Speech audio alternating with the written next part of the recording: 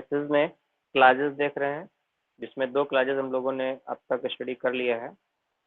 Screen properly visible है? एक बार फिर से बता दीजिए। जी सर। विजिबल है सर? जी सर। जी sir. Okay okay, thank you very much.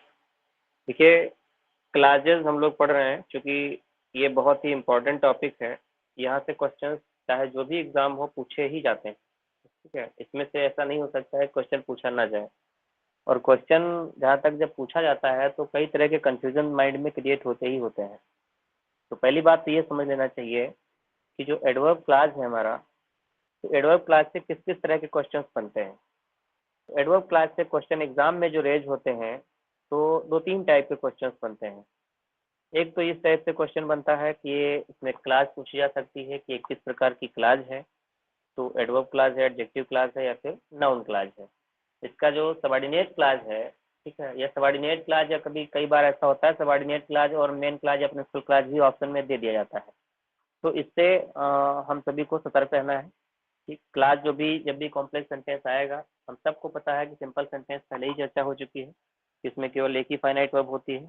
अब 2 या 2 से अधिक फाइनाइट वर्ब है तो हमारा सेंटेंस में कॉम्प्लेक्स और कंपाउंड कोई भी हो सकता है, और इसको पहचानने का बस एकमात्र तरीका है कि हम उसको सबॉर्डिनेट क्लास या कोऑर्डिनेट क्लास अगर हम पहचान ले रहे हैं तो तुरंत हम जान जाएंगे कि सेंटेंस वो कंपाउंड सेंटेंस होगा।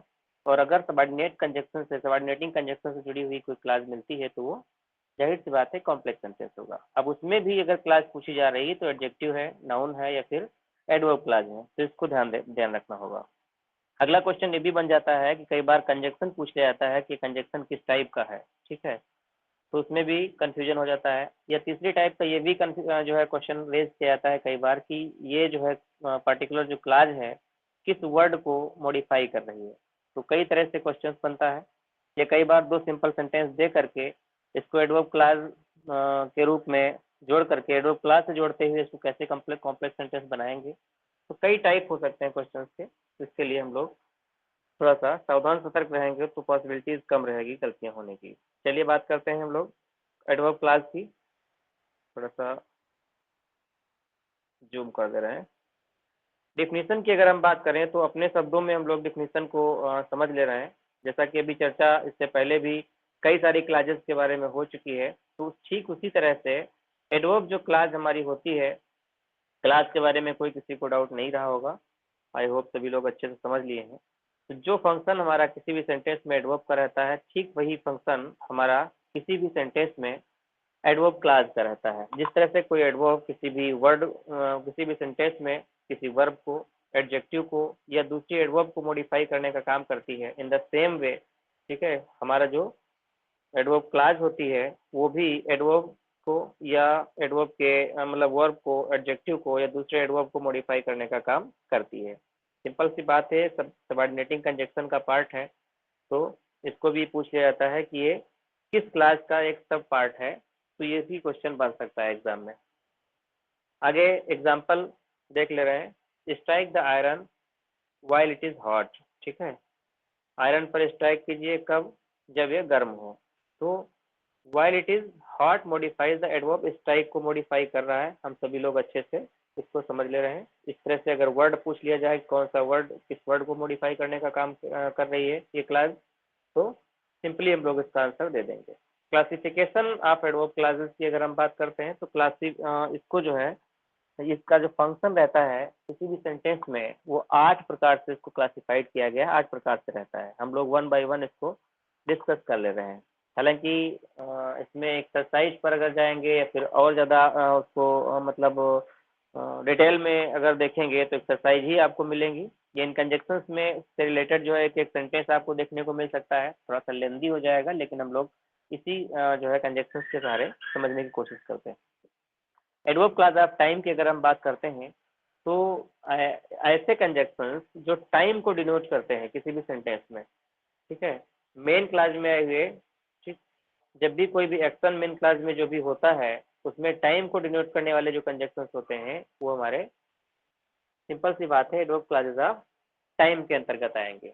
सबऑर्डिनेटिंग कंजक्शंस में टाइम को इंडिकेट करने वाले जो कंजक्शंस हैं जैसे कि when, while, after, before, since, as, ठीक है, टिल, और as soon as, no sooner than। ये कुछ कंजक्शंस हैं, इनको देख करके ही तुरंत पहचान सकते हैं, क्योंकि ये टाइम के लिए ही जो है यूज किए जाते हैं। एग्जाम्पल के माध्यम से हम कुछ को समझने की कोशिश करते हैं। एक चीज ध्यान दीजिएगा, यहाँ पर जो है आप सभी को देखिए कुछ कंजक्शन ऐसे भी मिलेंगे जो दूसरी जगह पर भी उनको वो आपको मिल सकते हैं, उनकी मुलाकात हो सकती है, तो वहाँ से कंफ्यूजन क्रिएट हो सकता है। जैसे सिंस है, ठीक है, सिंस आपको टाइम में भी मिलेगा और रीजन में भी मिलेगा।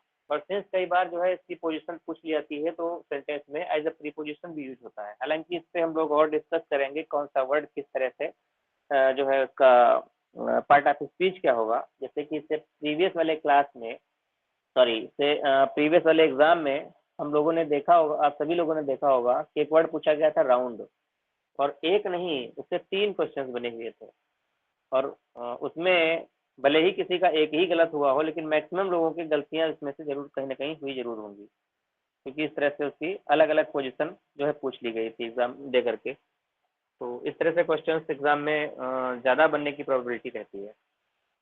वॉइस आ रही है, ऐसा तो नहीं है हम अकेले ही पढ़ रहे हैं जी? जी सर, आ रही है आवाज। चलिए बहुत बढ़िया। तो एग्जाम्पल से थोड़ा बहुत हम लोग समझ ले रहे हैं। देखिए एग्जाम्पल देखते हैं। When you have finished your work you may go home. When you will finish you have finished your work you may go home, मतलब आप घर जा सकते हैं, लेकिन कब जा सकते हैं? अगर कब की हम बात करें तो मतलब टाइम यहाँ पर बता रहा है जब आप अपना जो है वर्क फिनिश कर लेंगे तब, ठीक है।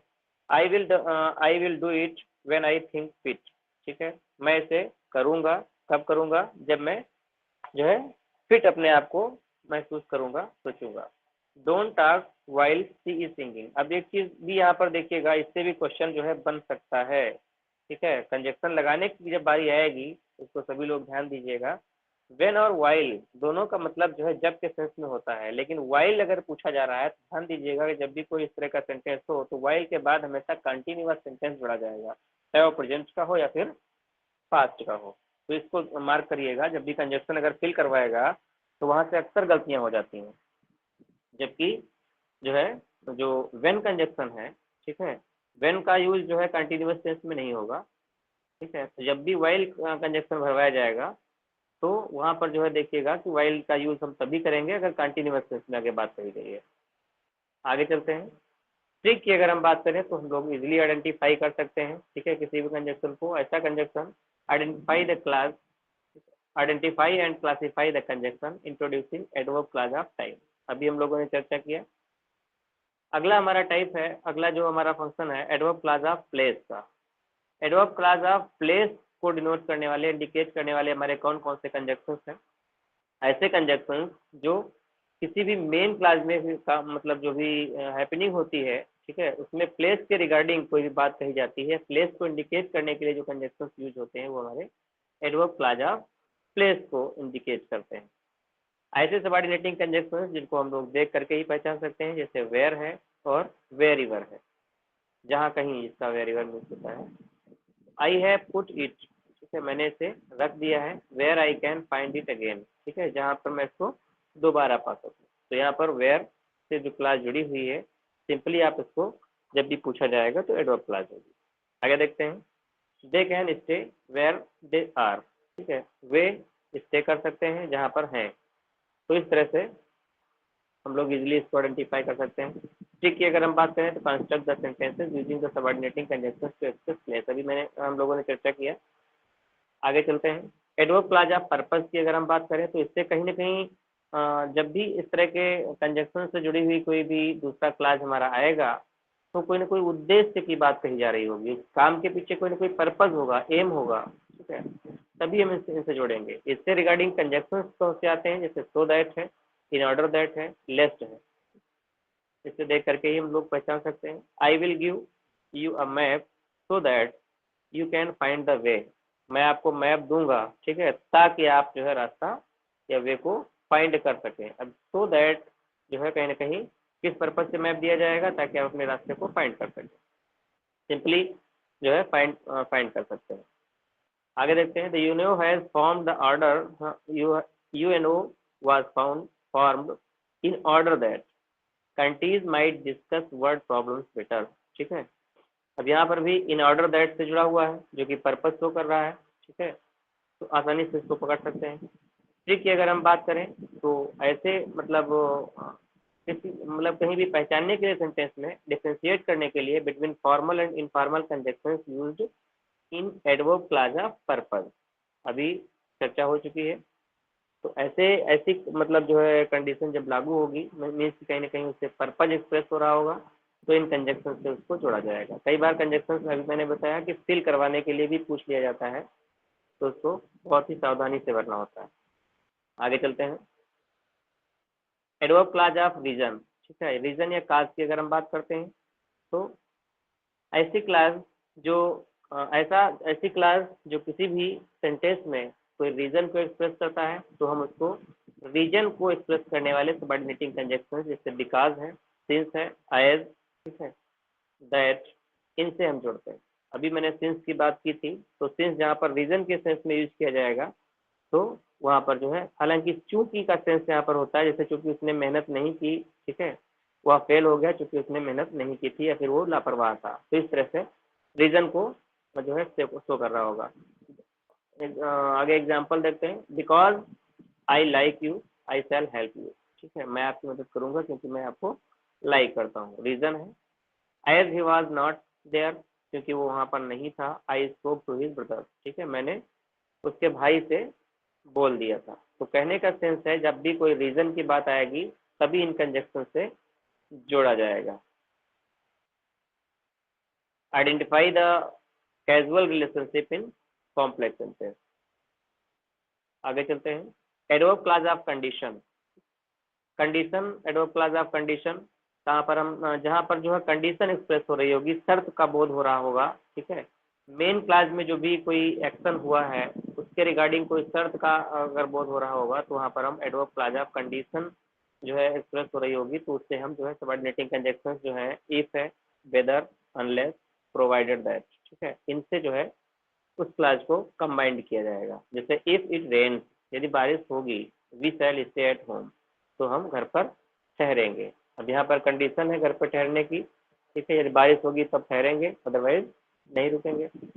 अनलेस यू वर्क हार्डर, ठीक, जब तक कि आप कठिन परिश्रम नहीं करोगे, यू विल फेल, आप फेल हो जाओगे। सिंपल सी बात है, इससे हम सभी लोग परिचित हैं।